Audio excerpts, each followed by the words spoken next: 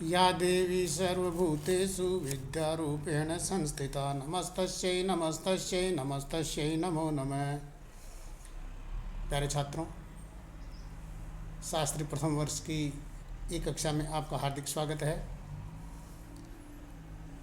आज हमारा दूसरा दिन है। इससे पहले हमने 14 माहेश्वर सूत्रों का अध्ययन किया था।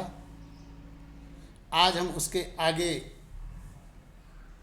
पाणिनि सूत्रों का अध्ययन प्रारंभ करने जा रहे हैं, जिसका पहला सूत्र है हलन्त्यम।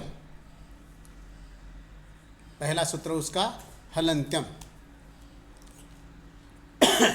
हल इति सूत्रे अन्त्यम इत्स्यात्। हलन्त्यम प्रथमान्तं एक पदमस्ति, हलि अंत्यम हलन्त्यम। यहाँ पर देखिए, सप्तमी सौंडे का योग विभाग करने के पश्चात सप्तमी से सप्तमी तत्पुरुष और सहसपा के द्वारा समास होकर के हलन्त्यम शब्द की सिद्धि होती है। सूत्र का अर्थ इस प्रकार से है, हल अर्थात जो 14 माहेश्वर सूत्र है उनमें जो हल अंतिम वर्ण है उसकी इत संज्ञा होती है। यहाँ पर एक बात ध्यान रखने योग्य है कि जो लघु सिद्धांत कौमुदी या अष्टाध्यायी जो है उसमें हलन्त्यम सूत्र को एक बार पढ़ा गया था, लेकिन यहाँ पर इस सूत्र की आवृत्ति हो रही है। तो इस प्रकार से इसकी आवृत्ति का क्या कारण है, तो इसमें थोड़ा सा मैं आपको बताऊं। प्रत्याहार सिद्धि में हलन्त्यम और आदिरन्त्यम इन दोनों सूत्रों की उपयोगिता होती है। पहले हलन्त्यम सूत्र के द्वारा अंतिम हल जो है उन वर्णों की संज्ञा होती है, और उसके बाद आदिरन्त्यम संहिता ये जो सूत्र है, इस सूत्र के द्वारा अण अच हल इत्यादि प्रत्याहारों का निर्माण होता है। अब देखिए, जब यहाँ पर दोनों सूत्रों का उल्लेख हमें मिलता है तो अन्योन्याश्रय दोष उत्पन्न हो जाता है। तो अन्योन्याश्रय क्या है? अर्थात अर्थबोध आदि के लिए, अर्थ ज्ञान की प्राप्ति के लिए एक दूसरे के ऊपर आश्रित रहना अन्योन्याश्रय। अन्य अन्य आश्रय इति अन्योन्याश्रय। अर्थात जो अपना ज्ञान है वह दूसरे के ज्ञान के अधीन, अथवा दो में से दोनों ही एक दूसरे के ज्ञान के सहारे हो, वहाँ पर अन्योन्याश्रय दोष हो जाता है। उदाहरण के तौर पर हलन्त्यम ये जो सूत्र है, यहाँ पर उपदेश अवस्था में अंतिम हल जो है उनकी संज्ञा होती है। यह सूत्र तभी लगेगा जब हल पदार्थ का ज्ञान हमें होगा।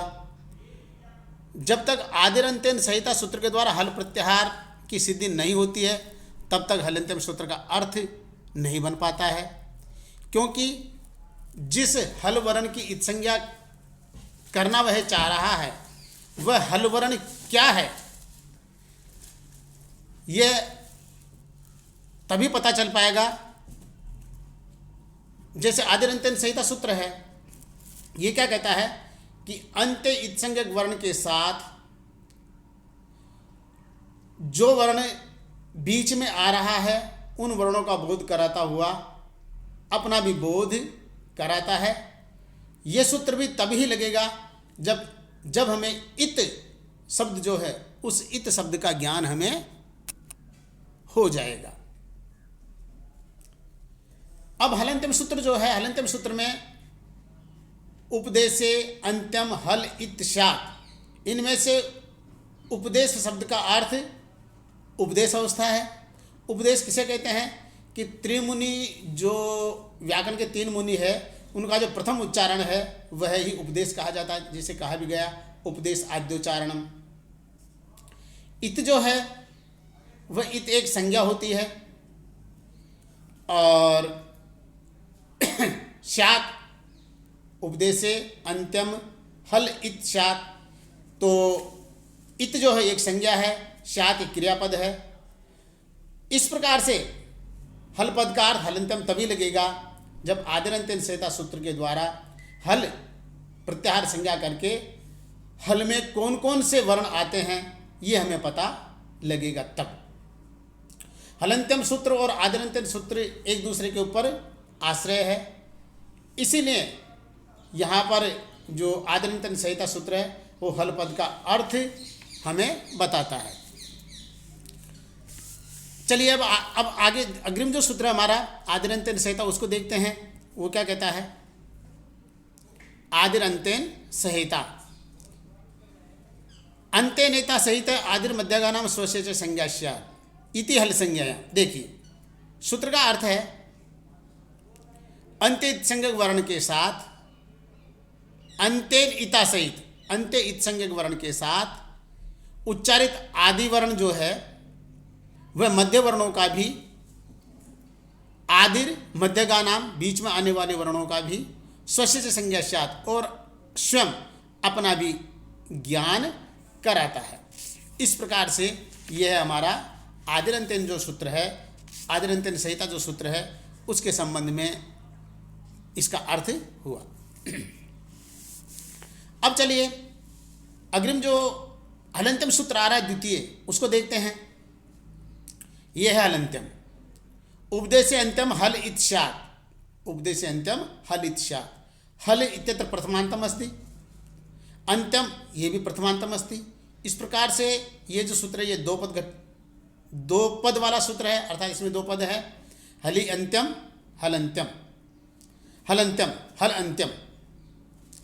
उपदेश अवस्था में विद्यमान जो अंतिम हल है उस अंतिम हल की संज्ञा होती है।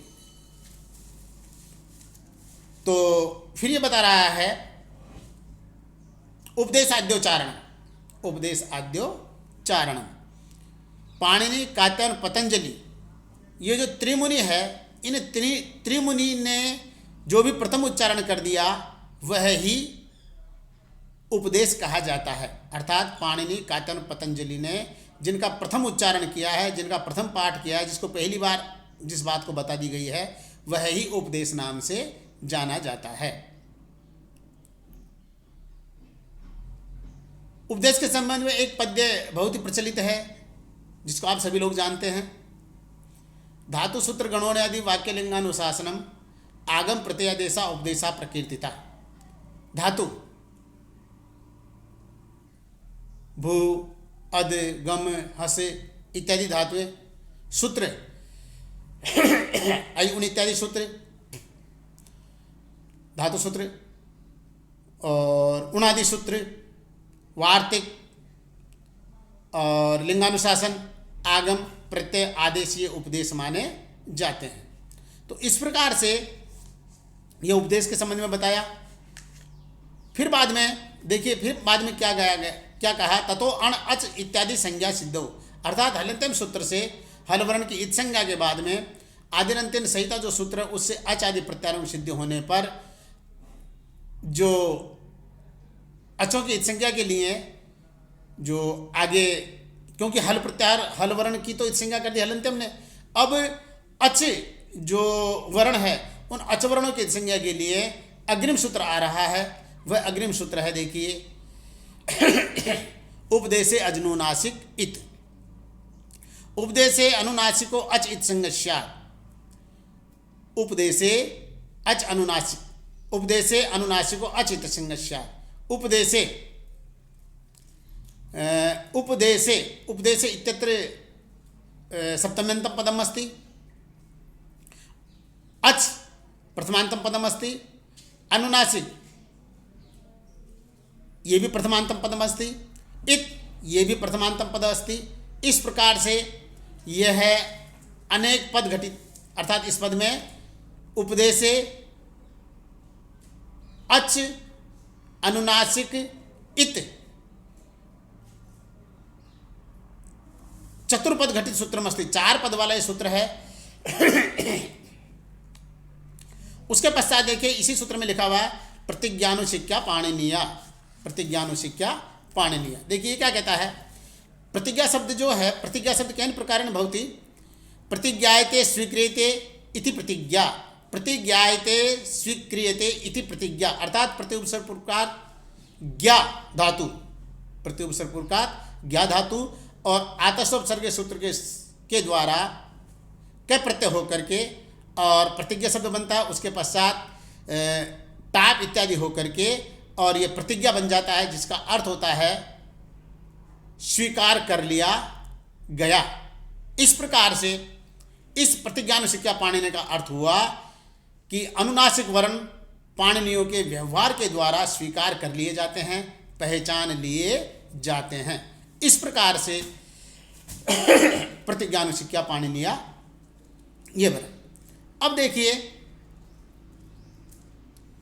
अर्थात पाणिनि व्याकरण को पढ़ने वाले जो लोग हैं वो अनुनासिक स्पष्ट रूप से नहीं दिखता है, वहाँ पर भी व्यवहारवश जिस प्रकार से जो भी वर्ण व्यवहार में आते हैं उन व्यवहार वर्णों को व्यवहारवश उनको अनुनासिक के स्वीकार कर लिए जाते हैं, उनको स्वीकार कर लेते हैं, उनको पहचान लेते हैं। ये इस प्रकार से इसका अर्थ हमें होता है। इस प्रकार से नीचे इसी सूत्र के अंतर्गत लिखा हुआ है, लन सूत्रस्था वर्णन सहोच्चार्यमाणो रेफोरलियो संज्ञा, लन सूत्रस्था वर्णन सहोच्चार्यमाणो रेफोरलियो संज्ञा।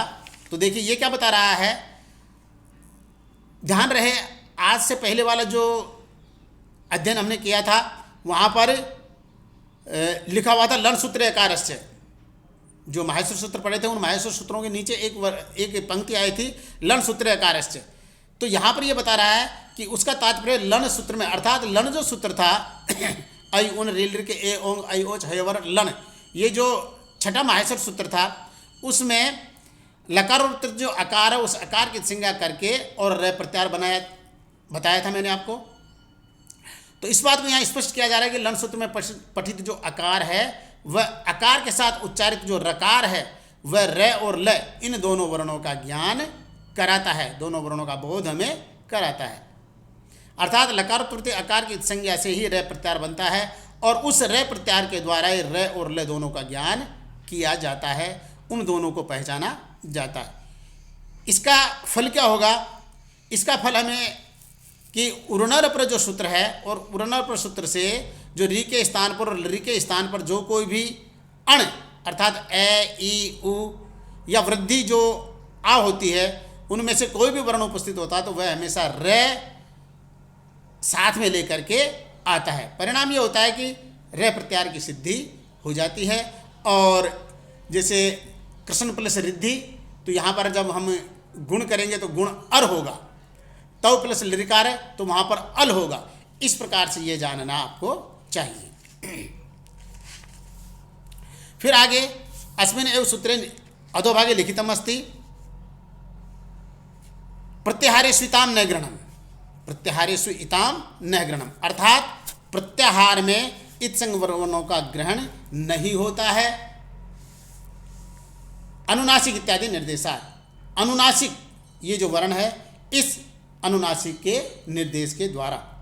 पाणिनि सूत्र है एक, मुख नासिक वचनों अनुनासिक, इसमें अनुनासिक पढ़ा गया है, ये अनुनासिक पढ़ा गया है।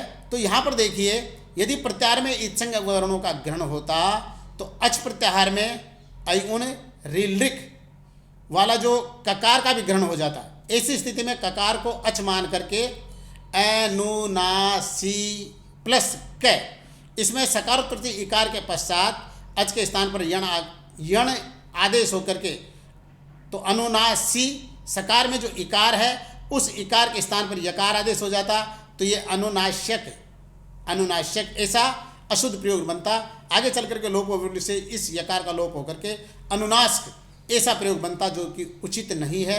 जबकि पाणिनि जी ने मुख नासिको वचनो अनुनासिक, ये अनुनासिक पढ़ा है। इससे यह निर्देश मिलता है कि प्रत्याहारों में इत संज्ञक वर्ण का ग्रहण नहीं होता है।